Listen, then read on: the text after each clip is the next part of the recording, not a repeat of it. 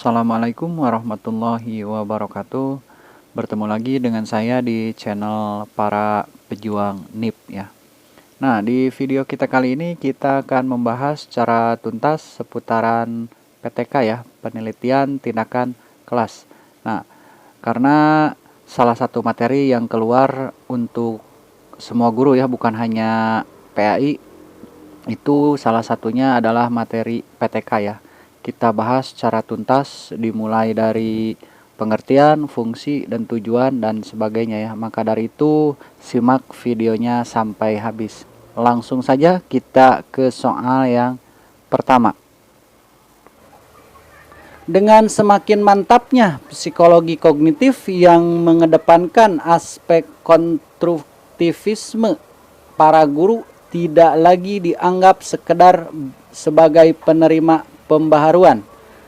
Akan tetapi guru bertanggung jawab dan berperan aktif untuk mengembangkan pengetahuan dan keterampilannya sendiri melalui penelitian tindakan kelas atau PTK.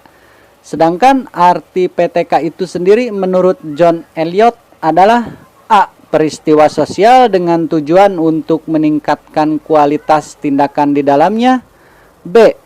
Gabungan pengertian dari kata penelitian, tindakan, dan kelas. C. Siasat guru dalam mengaplikasikan pembelajaran dengan berkaca pada pengalamannya sendiri. D. Suatu bentuk penelitian yang bersifat reflektif. Dan E. Penelitian praktis bertujuan untuk memperbaiki kekurangan-kekurangan. Jawaban untuk soal nomor yang pertama ini adalah jawaban yang A ya. Peristiwa sosial dengan tujuan untuk meningkatkan kualitas tindakan di dalamnya. Nah, di sini ada ya, kita uraikan satu persatu definisi PTK menurut para ahli ya. Di sini ada menurut Kasihani itu adalah penelitian praktis bertujuan untuk memperbaiki kekurangan-kekurangan dalam pembelajaran di kelas ya, dengan cara melakukan tindakan-tindakan tertentu. Nah, sedangkan menurut Suyatno, PTK itu adalah suatu bentuk penelitian yang bersifat reflektif dengan melakukan tindakan-tindakan tertentu untuk memperbaiki dan atau meningkatkan praktek-praktek pembelajaran di kelas secara lebih profesional ya. Sedangkan menurut Lewin itu guru dalam mengaplikasikan pembelajaran dengan berkaca pada pengalamannya sendiri atau dengan perbandingan dari guru lain ya. Dan menurut Bahri, penelitian tindak kelas itu merupakan sebuah kegiatan yang dilaksanakan untuk mengamati kejadian-kejadian dalam kelas untuk memperbaiki praktek dalam pembelajaran agar lebih berkualitas dalam proses sehingga hasil belajar pun menjadi lebih baik ya. Menurut John Elliot sendiri yang barusan ditanyakan ya adalah peristiwa sosial dengan tujuan untuk meningkatkan kualitas tindakan di dalamnya, di mana dalam proses tersebut mencakup kegiatan yang menimbulkan hubungan antara evaluasi diri dengan peningkatan keprofesionalan ya. Nah, sedangkan menurut Kemis dan Mick Taggart itu mengatakan bahwa PTK adalah gerakan diri sepenuhnya yang dilakukan oleh peserta didik untuk meningkatkan pemahaman ya. Dan yang terakhir itu menurut Ari Kunto, PTK adalah gabungan pengertian dari kata penelitian, tindakan, dan kelas ya. Penelitian itu merupakan kegiatan mengamati suatu objek ya dengan menggunakan kaidah metodologi tertentu untuk mendapatkan data yang bermanfaat bagi peneliti dan bagi orang lain ya demi kepentingan bersama ya. Itu menurut Ari Kunto. Selanjutnya kita ke soal nomor 2. Jika tujuan utama PTK adalah untuk perbaikan dan peningkatan layanan profesional pendidik dalam menangani proses belajar mengajar, lalu bagaimanakah tujuan itu dapat dicapai? A. Dengan proses latihan dalam jabatan selama proses penelitian itu berlangsung. B. Dengan mengembangkan sikap ilmiah, terbuka dan jujur dalam pembelajaran. C. Dengan memberikan kesempatan kepada guru berimprovisasi. D. Dengan melakukan berbagai tindakan alternatif dalam memecahkan berbagai persoalan pembelajaran. dan E. dengan melakukan tindakan pembelajaran yang direncanakan secara tepat waktu dan sasaran. Jawaban untuk soal nomor 2 ini adalah jawaban yang D ya, dengan melakukan berbagai tindakan alternatif dalam memecahkan berbagai persoalan pembelajaran ya. Nah, dikarenakan fokus penelitian tindak kelas itu terletak pada tindakan-tindakan alternatif ya yang direncanakan oleh pendidik dan kemudian dicobakan dan selanjutnya dievaluasikan ya. Nah, di sini juga ada tujuan penyerta peneliti tindak kelas ya yang dapat dicapai itu adalah terjadinya proses latihan dalam jabatan selama proses penelitian itu berlangsung. Kemudian ada membiasakan guru mengembangkan sikap ilmiah, terbuka dan jujur dalam pembelajaran. Dan yang terakhir itu ada memberikan kesempatan kepada guru untuk berimprovisasi ya dalam melakukan tindakan pembelajaran yang direncanakan secara tepat waktu dan sasaran ya. Nah, itu adalah tujuan penyerta ya dalam penelitian tindakan kelas yang dapat dicapai. Selanjutnya kita ke soal nomor 3. Ada 3 komponen yang harus menjadi sasaran utama PTK, yaitu siswa, pembelajaran, guru, dan sekolah. Adapun manfaat PTK bagi siswa dan pembelajaran adalah A. Kesalahan dan kesulitan dalam proses pembelajaran akan dengan cepat dianalisis dan didiagnosis. B. Memiliki kemampuan memperbaiki proses pembelajaran melalui suatu kajian yang mendalam terhadap apa yang terjadi di kelasnya. C. Mendapat perkembangan dan meningkatkan kinerjanya secara profesional. D. Mendapatkan kesempatan untuk berperan aktif dalam mengembangkan pengetahuan dan keterampilan sendiri. Dan E. Akan merasa lebih percaya diri. Jawaban untuk soal nomor 3 ini adalah jawaban yang A ya. Kesalahan dan kesulitan dalam proses pembelajaran akan dengan cepat dianalisis dan didiagnosis ya. Nah, di sini kita uraikan satu persatu ya. Ada 3 komponen yang akan menerima manfaat dari PTK itu sendiri, yaitu yang pertama manfaat bagi siswa dan pembelajaran ya. Dengan adanya pelaksanaan PTK itu, kesalahan dan kesulitan dalam proses pembelajaran baik strategi, teknik, konsep ya, seperti itu akan dengan cepat dianalisis dan didiagnosis ya, sehingga kesalahan-kesalahan dan kesulitan pun tidak akan berlarut-larut. Nah, jika kesalahan yang terjadi dapat segera diperbaiki, maka pembelajaran akan mudah dilaksanakan ya. Menarik juga dan hasil belajar siswa pun diharapkan akan lebih meningkat ya. Jadi ada kaitannya satu sama lain ya antara pembelajaran dan siswa ya. Selanjutnya yang kedua ada manfaat bagi guru ya. Nah, untuk manfaat bagi guru ini dibagi menjadi beberapa manfaat ya, yaitu yang pertama ada guru memiliki kemampuan memperbaiki proses pembelajaran melalui suatu kajian yang mendalam terhadap apa yang terjadi di kelasnya. Yang kedua itu ada dengan melalui PTK, guru dapat berkembang dan meningkatkan kinerjanya secara profesional ya. Nah, yang ketiga itu ada guru mendapatkan kesempatan untuk berperan aktif dalam mengembangkan pengetahuan dan keterampilan sendiri. Sedangkan yang keempat itu dengan PTK, guru akan merasa lebih percaya diri ya. Guru yang selalu merefleksikan diri, melakukan evaluasi diri, dan menganalisis kinerjanya sendiri itu tentu saja akan selalu menemukan kekuatan dan kelemahan dan tantangan pembelajaran ya. Nah, pendidikan masa depan dan pengembangan alternatif masalah atau kelemahan yang ada pada dirinya dalam pembelajaran ya.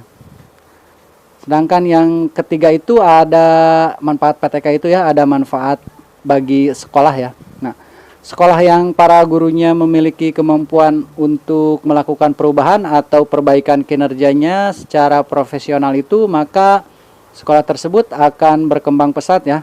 Sedangkan sekolah yang tidak akan berkembang itu jika gurunya tidak memiliki kemampuan untuk mengembangkan dirinya sendiri ya. Kaitannya dengan PTK itu sendiri, jika sekolah yang para gurunya memiliki keterampilan dalam melaksanakan PTK, tentu saja sekolah tersebut akan memperoleh manfaat yang besar ya. Dikarenakan meningkatkan kualitas pembelajaran, mencerminkan kualitas pendidikan di sekolah tersebut itu sendiri ya. Jadi masih saling berkaitan ya antara satu sama lain. Selanjutnya kita ke soal nomor 4.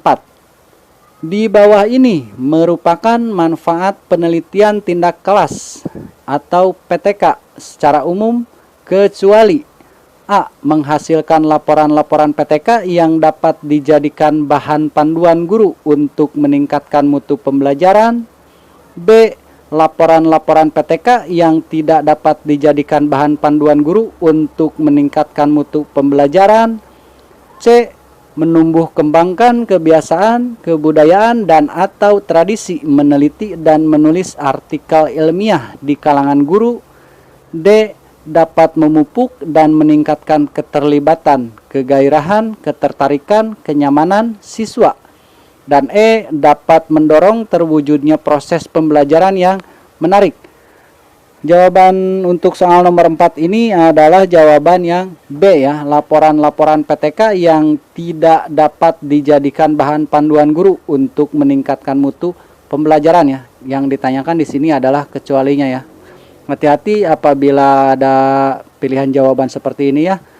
Dilihat pilihan yang A dan pilihan yang B itu hampir sama ya, cuman yang A itu kan yang dapat, sedangkan yang B itu yang tidak dapat ya. Jadi teman harus lebih teliti lagi ya. Nah, di sini ada manfaat penelitian tindak kelas ya, secara umum itu adalah menghasilkan laporan-laporan PTK yang dapat dijadikan bahan panduan guru untuk meningkatkan mutu pembelajaran. Terus yang kedua itu ada menumbuh kembangkan kebiasaan, kebudayaan, dan atau tradisi meneliti dan menulis artikel ilmiah di kalangan guru ya. Dan yang ketiga itu mampu mewujudkan kerjasama, kolaborasi, dan atau sinergi antar guru dalam satu sekolah atau beberapa sekolah untuk bersama-sama memecahkan masalah pembelajaran ya dan meningkatkan mutu pembelajaran ya. Terus ada juga mampu meningkatkan kemampuan guru dalam menjabarkan kurikulum atau program pembelajaran sesuai dengan tuntunan dan konteks lokal sekolah dan kelas ya. Terus ada dapat memupuk dan meningkatkan keterlibatan, kegairahan, ketertarikan, kenyamanan, dan kesenangan siswa dalam mengikuti proses pembelajaran di kelas yang dilaksanakan oleh guru. Ada juga dapat mendorong terwujudnya proses pembelajaran yang menarik, menantang, nyaman, menyenangkan, dan melibatkan siswa karena strategi, metode, teknik, dan atau media yang digunakan itu dalam pembelajaran demikian bervariasi ya dan dipilih secara sungguh-sungguh. Selanjutnya kita ke soal nomor 5 ya. Secara umum penelitian tindakan kelas mempunyai prinsip kunci yaitu A. Kritik reflektif dan non-reflektif. B. Sumber daya kolaboratif dan non-kolaboratif.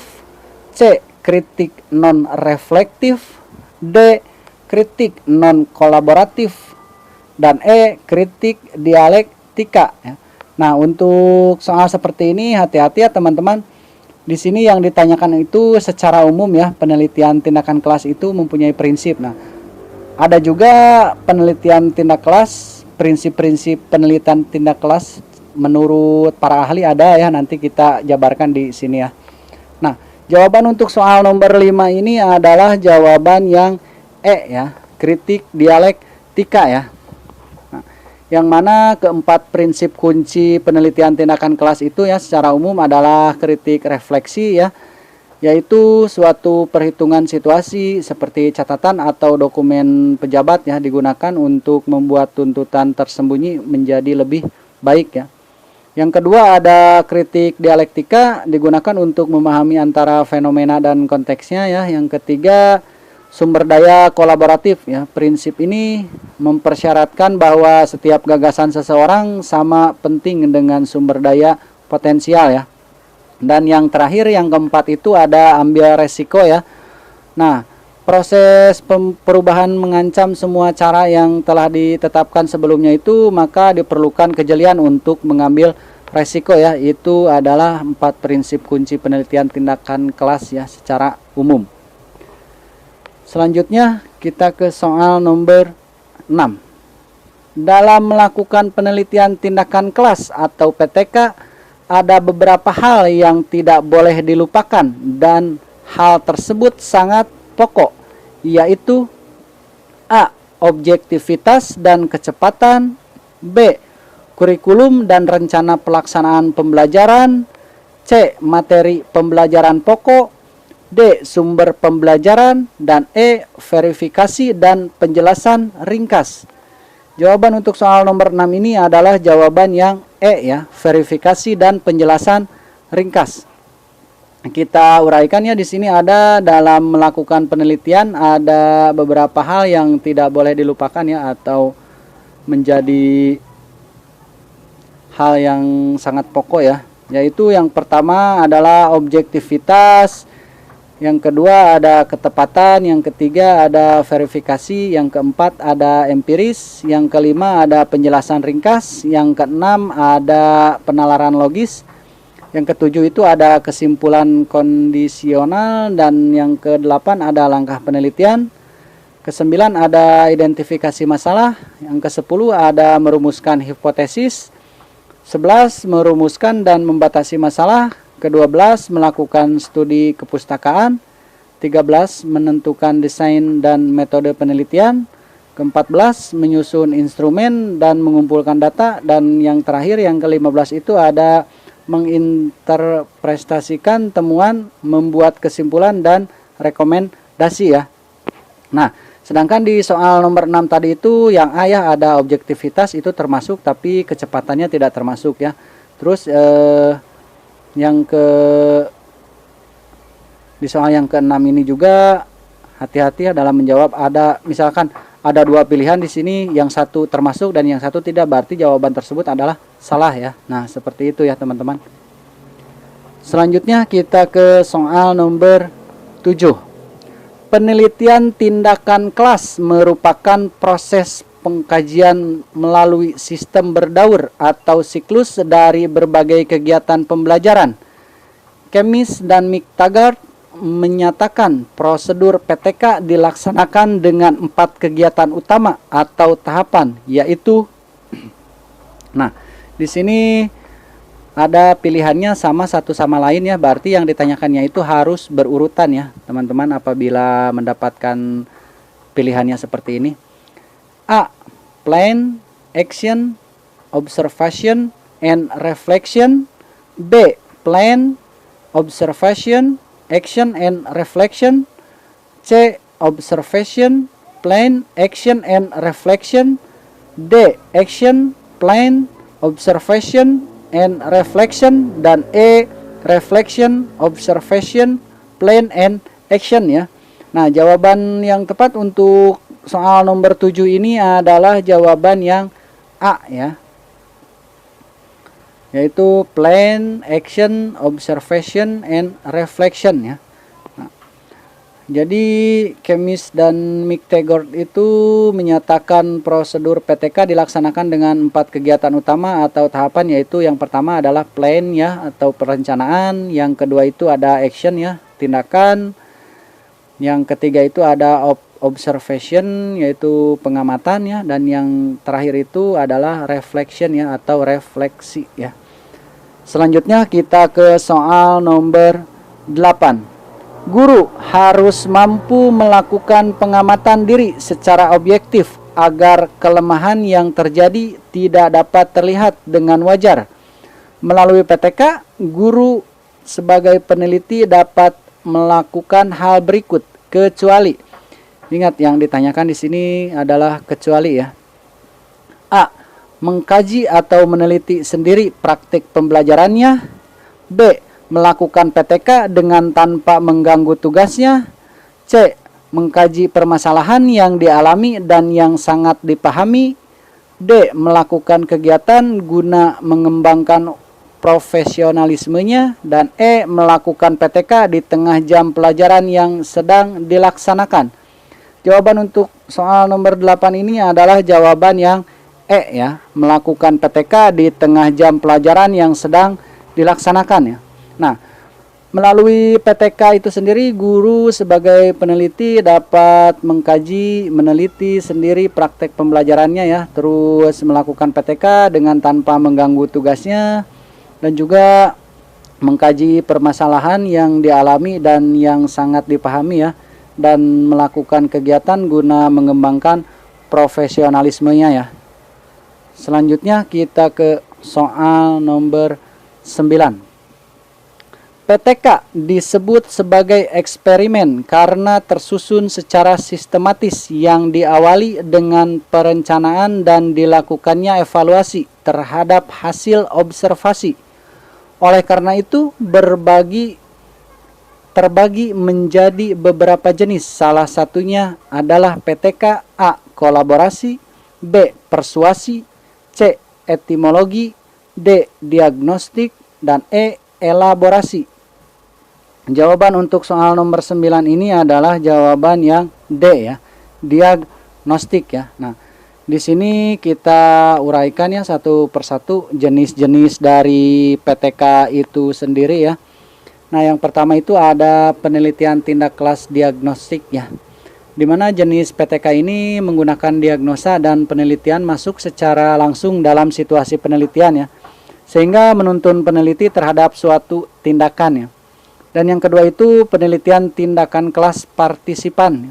Jenis PTK yang mengharuskan peneliti terlibat langsung dari awal hingga akhir penelitian ya, dan terus-menerus dari pembuatan perencanaan hingga selesainya penelitian dan terbentuk sebuah laporan penelitian ya. Yang ketiga itu ada penelitian tindak kelas empiris ya, yaitu jenis PTK terkait dengan pembukuan atau pencatatan terhadap pelaksanaan tindakan atau aksi yang dilakukan oleh peneliti itu sendiri ya. Dan yang keempat itu ada penelitian tindakan kelas eksperimental ya. Apabila Anda melakukan PTK, mungkin tentang penerapan berbagai teknik, strategi yang Anda nilai lebih efektif ya dan efisien digunakan dalam kegiatan belajar mengajar ya. Nah, jadi seperti itu teman-teman. Selanjutnya kita ke soal nomor 10.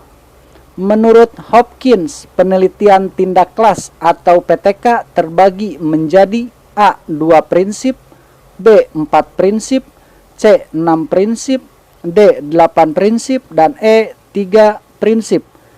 Jawaban untuk soal nomor 10 ini adalah jawaban yang C ya, 6 prinsip. Di mana prinsip-prinsip tersebut adalah yang pertama, PTK tidak menggunakan kegiatan guru mengajar di kelas ya, dan yang kedua itu metode pengumpulan data yang digunakan tidak menuntut waktu yang berlebihan dari guru. Yang ketiga, ada metode yang digunakan harus bersifat handal ya atau reliable ya. Yang keempat, peneliti adalah guru dan untuk kepentingan guru yang bersangkutan ya. Yang kelima, konsisten dengan prosedur dan etika ya. Sedangkan yang terakhir adalah menggunakan wawasan yang lebih luas daripada perspektif kelas ya. Ya, selanjutnya kita akan membahas seputaran tentang faktor-faktor apa saja yang menjadi penyebab kesulitan siswa dalam belajar, jenis-jenis PTK, dan tujuan PTK itu sendiri. Langsung saja simak, kita ke soal nomor 1. Seorang guru perlu terlebih dahulu mencari penyebab kesulitan belajar siswanya atau mendiagnosis kesulitan siswa dalam belajar. Di bawah ini merupakan faktor kesulitan siswa untuk belajar, kecuali A. Faktor fisiologis, B. Faktor sosial, C. Faktor emosional, D. Faktor budaya, dan E. Faktor pedagogis. Jawaban untuk soal yang pertama ini adalah jawaban yang D ya, faktor budaya. Nah, di mana pengelompokan sumber kesulitan itu terbagi menjadi 5 faktor ya, yaitu yang pertama itu adalah faktor fisiologis. Yang dimaksud dengan kesulitan belajar siswa yang dapat ditimbulkan oleh faktor fisiologis itu adalah kesulitan belajar yang disebabkan karena gangguan fisik ya, seperti gangguan penglihatan, pendengaran, gangguan sistem syaraf, dan lain-lain ya. Nah, yang kedua itu ada faktor sosial ya, di mana lingkungan keluarga, lingkungan masyarakat, dan lingkungan sekolah itu sangat berpengaruh sekali ya terhadap motivasi belajar matematika siswa atau suatu keluarga yang tercipta suasana kondusif dalam belajar akan menjadikan anak termotivasi tinggi ya dalam belajar dan nyaris tidak ada kesulitan dalam belajar. Nah, yang ketiga itu ada faktor emosional ya, di mana siswa akan cepat emosi ya, mudah tersinggung, mudah marah dan dapat menghambat pembelajarannya tersebut. Nah, keadaan siswa seperti ini disebabkan oleh masalah-masalah tertentu ya yang sedang dihadapi oleh siswa tersebut. Yang keempat itu ada faktor intelektual ya. Siswa yang mengalami kesulitan belajar disebabkan oleh faktor intelektual itu umumnya kurang berhasil ya dalam menguasai konsep, prinsip, atau algoritma walaupun telah berusaha mempelajarinya ya. Dan yang terakhir itu ada faktor pedagogis ya, yaitu faktor lain yang menyebabkan siswa kesulitan belajar adalah kurang tepatnya guru yang mengelola pembelajaran dan menerapkan metodologi pembelajaran kepada siswanya ya. Nah, jadi seperti itu. Lanjut kita ke soal nomor 2. Apabila seorang peneliti berupaya menangani perselisihan, pertengkaran, konflik yang dilakukan antar siswa yang terdapat di suatu sekolah atau kelas, hal tersebut termasuk dalam contoh PTK: A. Diagnostik, B. Partisipan, C. Empiris, D. Eksperimental, dan E. Kontraversional. Nah, jawaban untuk soal nomor 2 ini adalah jawaban yang A ya, diagnostik. Nah, untuk jenis-jenis PTK saya udah jelaskan ya di video-video sebelumnya. Ada ya, silahkan dicek kembali. Nah, untuk PTK diagnostik ini adalah penelitian yang dirancang dengan menuntun penelitian ke arah suatu tindakan ya. Dalam hal ini, peneliti mendiagnosa dan mendalami situasi yang terdapat di dalam latar penelitian itu sendiri ya. Lanjut kita ke soal nomor 3. Sebelum melakukan penelitian, diharapkan seorang peneliti dapat menentukan cara mana yang paling efektif dalam rangka untuk mencapai tujuan pengajaran. Hal tersebut termasuk dalam A. PTK diagnostik, B. PTK partisipan, C. PTK empiris, D. PTK eksperimental, dan E. PTK kontraversional. Nah, jawaban untuk soal nomor 3 ini adalah jawaban yang D ya. Di mana PTK eksperimental itu diselenggarakan dengan peneliti atau guru berupaya menerapkan berbagai macam-macam pendekatan ya, atau bermacam-macam model, metode atau strategi pembelajaran secara efektif dan efisien ya di dalam suatu kegiatan belajar mengajar.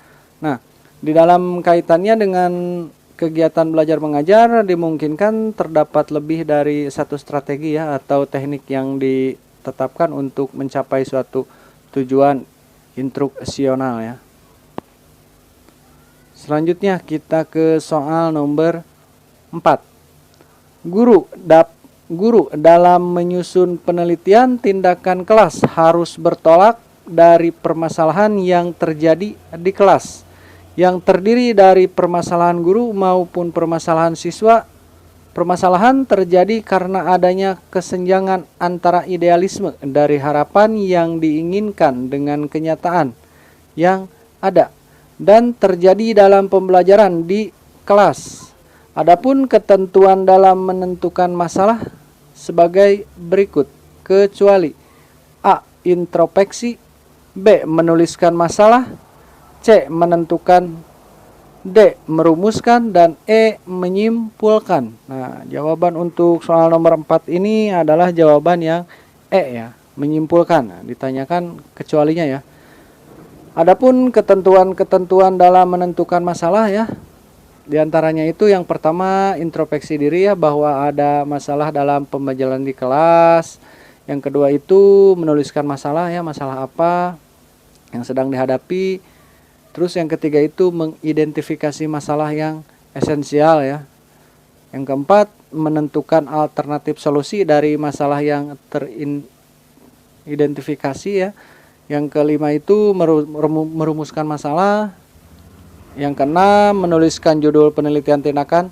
kelas ya. Jadi itu adalah ketentuan-ketentuan dalam menentukan masalah ya.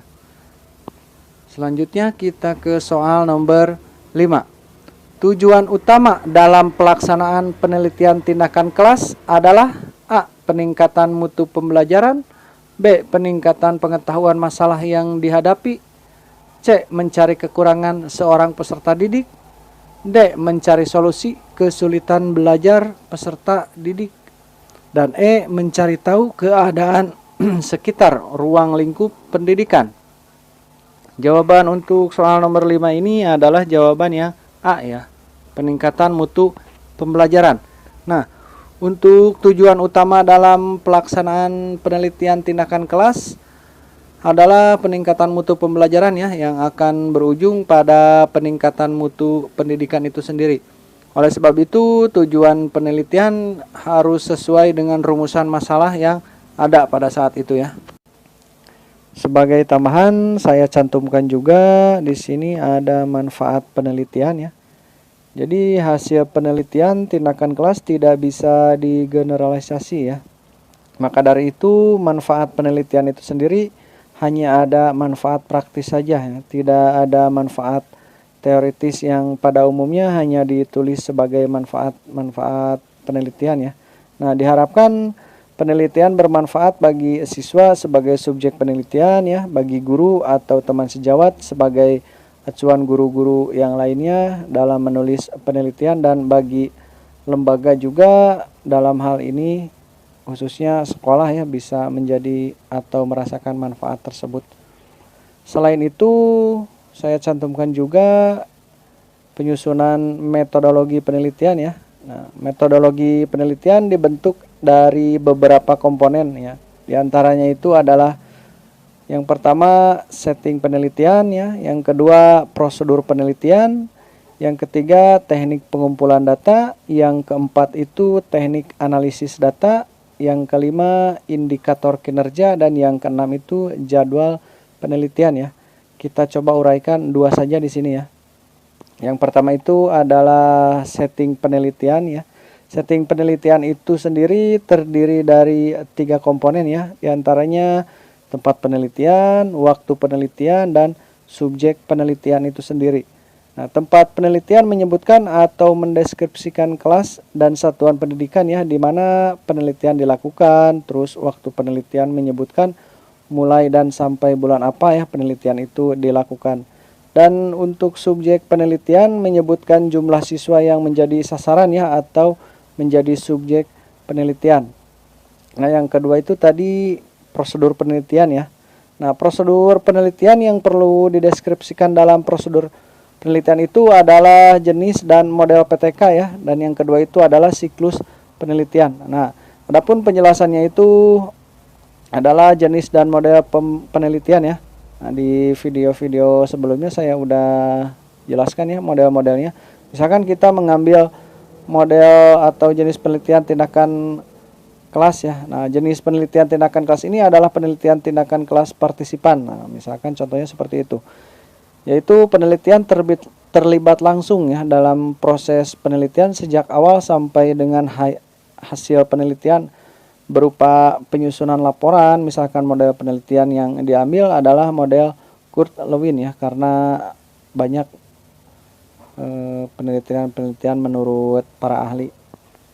Nah, adapun siklus penelitiannya itu sendiri adalah penelitian ini dilaksanakan dengan beberapa siklus ya. Setiap siklus terdiri dari 4 tahapan, yaitu perencanaan, pelaksanaan, pengamatan, dan refleksi ya. Nah, seperti itu. Nah, selanjutnya kita akan membahas tentang komponen-komponen penting apa saja dalam pembuatan PTK ya. Langsung saja simak. Kita ke soal yang pertama. Komponen penting dalam siklus penelitian tindakan ada beberapa faktor, dan salah satunya adalah observasi yang mempunyai fungsi penting, yakni A. Melihat dan mendokumentasi implikasi tindakan yang diberikan kepada subjek yang diteliti. B. Melihat subjek yang sedang diteliti. C. Melakukan pengkajian kembali tindakan yang telah dilakukan terhadap subjek peneliti. D. Membuat rancangan tindakan sistematis untuk meningkatkan apa yang hendak terjadi. Dan E. Membuat pengkajian terhadap tindakan sistematis. Jawaban untuk soal yang pertama ini adalah jawaban yang A ya. Melihat dan mendokumentasi implikasi tindakan yang diberikan kepada subjek yang diteliti ya. Nah, untuk komponen-komponen penting dalam siklus penelitian tindakan itu yang pertama ada plan ya, rencana, yaitu merupakan serangkaian rancangan tindakan sistematis untuk meningkatkan apa yang hendak terjadi. Yang kedua itu ada act ya atau tindakan. Tindakan dalam penelitian ini harus hati-hati dan merupakan kegiatan praktis yang terencana ya. Yang ketiga itu ada observasi, di mana observasi itu mempunyai fungsi penting yaitu melihat dan mendokumentasi implikasi tindakan yang diberikan kepada subjek yang diteliti ya. Dan yang keempat itu ada refleks atau reflektif ya. Komponen ini merupakan sarana untuk melakukan pengkajian kembali tindakan yang telah dilakukan terhadap subjek penelitian dan telah dicatat dalam observasi ya. Selanjutnya kita ke soal nomor 2. Model penelitian tindakan yang dikembangkan oleh Stephen Kemmis dan Mick Taggart pada tahun 1988 menggunakan komponen penelitian tindakan yaitu A. Siklus, tingkatan, dan daur. B. Identifikasi, pembatasan, dan penilaian. C. Perencanaan, tindakan, observasi, dan refleksi. D. Peninjauan, permasalahan yang dihadapi, dan peninjauan. E. Pembatasan masalah, tujuan, dan penyelesaian. Jawaban untuk soal nomor 2 ini adalah jawaban yang C ya, perencanaan, tindakan, observasi, dan refleksi. Nah, untuk model-model penelitian tindakan kelasnya di sini saya cantumkan. Nah, model-model ini diambil dari nama penelitinya sendiri ya. Di antaranya ada model Kemmis ya, yaitu model ini dikembangkan oleh Stephen Kemmis dan Robin McTaggart ya pada tahun 1988. Mereka menggunakan 4 komponen penelitian tindakan kelas yaitu perencanaan tindakan, observasi, dan refleksi dalam suatu sistem spiral yang saling terkait antara satu dengan langkah berikutnya ya. Yang kedua itu ada model Ebut ya. Nah, model ini terdiri atas 3 siklus, tingkatan atau daur ya. Pada tingkat pertama itu ide awal dikembangkan menjadi langkah tindakan 1, kemudian tindakan pertama tersebut dimonitor implementasi pengaruhnya terhadap subjek yang diteliti. Semua itu berpengaruh terhadap dicatat secara sistematis ya, termasuk keberhasilan dan kegagalan yang terjadi. Yang keempat ada model Elliott ya. Model ini dikembangkan oleh Elliott dan Edelman. Mereka itu mengembangkan dari model Kemmis yang dibuat dengan lebih rinci pada setiap tingkatannya ya. Tujuan peninjauannya itu untuk melakukan semacam studi kelayakan guna menyamakan ide utama dan permasalahan yang sesuai dengan kondisi lapangan, sehingga diperoleh perencanaan tindakan yang efektif. Selain itu juga dibutuhkan oleh subjek atau siswa yang teliti ya. Selanjutnya ada model Kernan ya. Nah, pada model ini ide umum telah dibuat lebih rinci dengan diidentifikasi permasalahan, pembatasan masalah, tujuan ya, penilaian kebutuhan subjek, dan dinyatakan hipotesis atau jawaban sementara terhadap masalah ya. Jadi dalam setiap tingkatan atau daur ya. Selanjutnya kita ke soal nomor 3. Di bawah ini adalah komponen pendidikan dan masyarakat di sekitar sekolah dalam bidang kajian dan langkah-langkah penelitian tindakan kelas, kecuali A. Masalah yang berkaitan dengan cara belajar siswa di sekolah. B. Desain dan strategi pembelajaran di kelas. C. Alat bantu, media, dan sumber belajar. D. Sistem evaluasi baik proses maupun hasil pembelajaran. Dan E.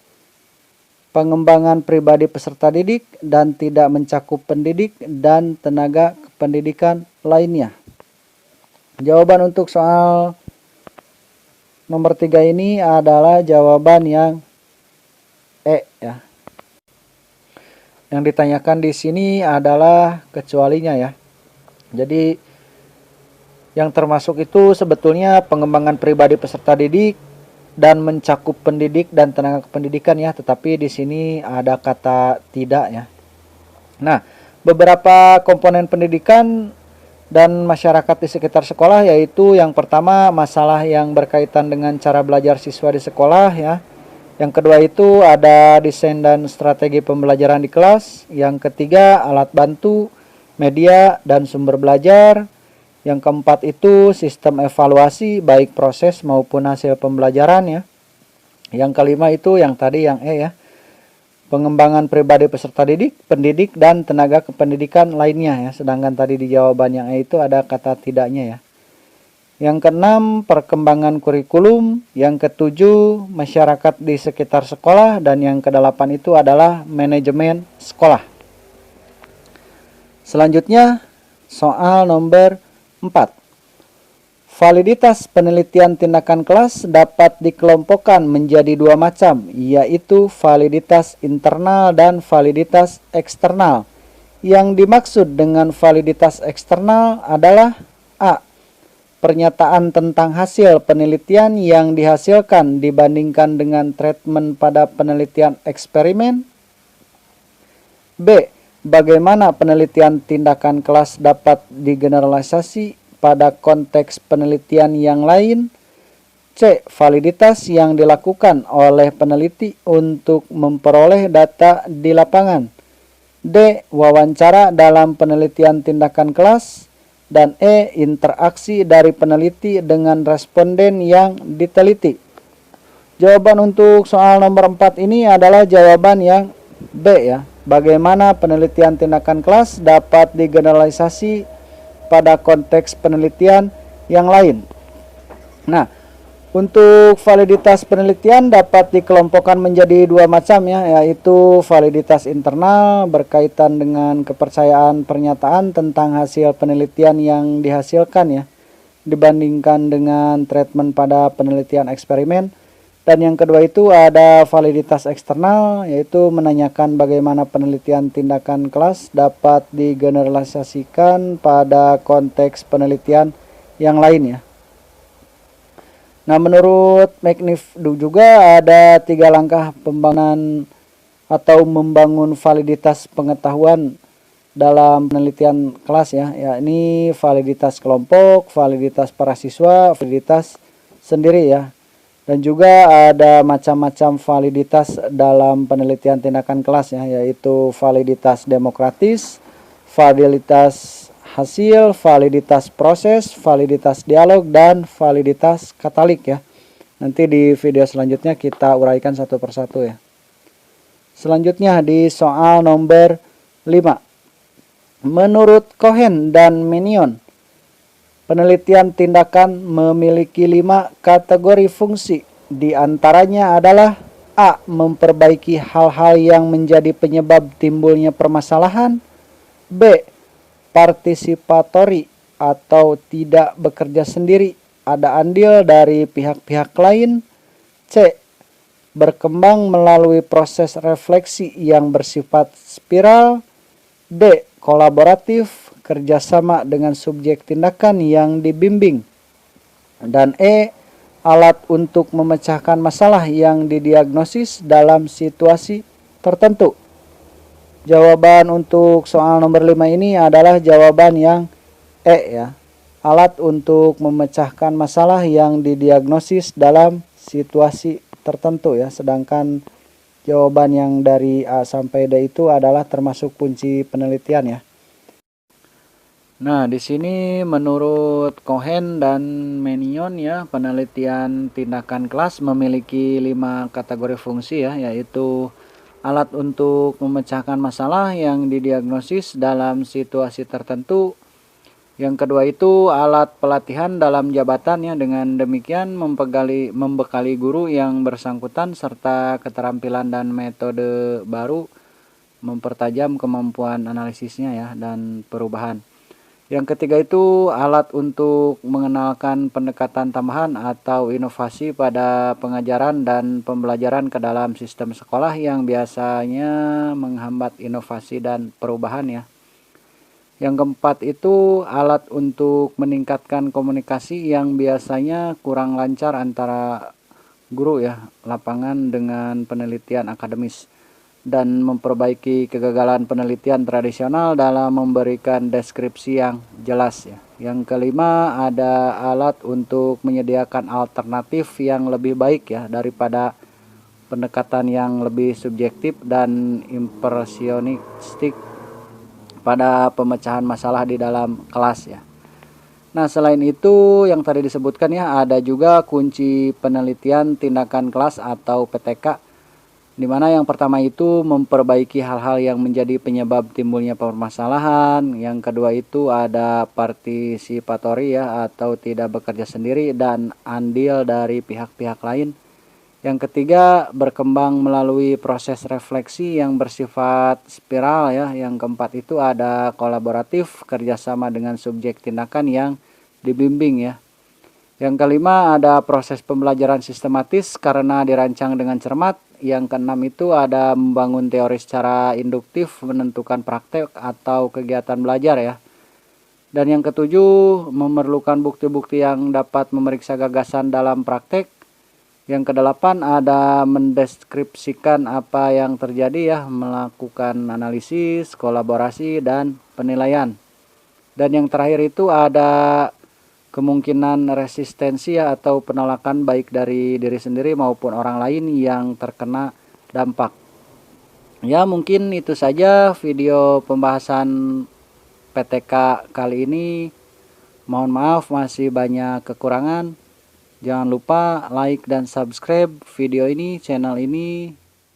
Terima kasih.